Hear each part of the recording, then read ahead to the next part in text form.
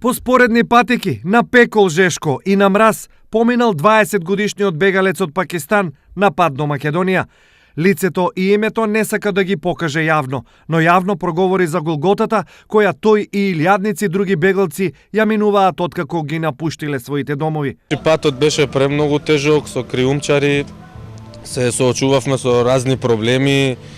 Знаеше криумчарот да ни земе повеќе пари од тоа што треба, да не однесе до одредената дестинација. По патот исто се среќававме со луѓе што не малтретира, значи што ни ги зема парите, сите документи што ги имавме.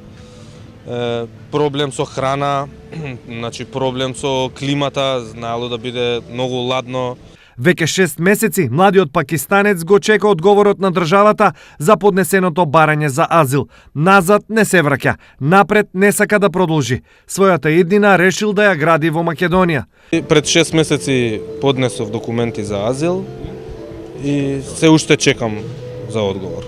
Понатаму планирам тука да останам во Македонија, пошто ми се свиѓа, пошто сакам да живеам тука.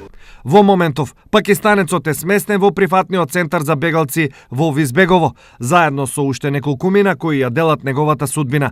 Според оние кои секојдневно работат со нив, овие луѓе без проблем можат да се интегрираат во македонското општество. Луѓето кои што престојуваат во транзитните центри, кои што беа тука и кои што исто си заминаа нови доаѓаат, се нормални луѓе исто како нас, кои што може да бидат доктори, правници, економисти, здабари, не знам, така да на тој начин мислам дека имаат доволно вештини и способности да може да се интегрираат во општеството, така да тоа не го гледам како проблем.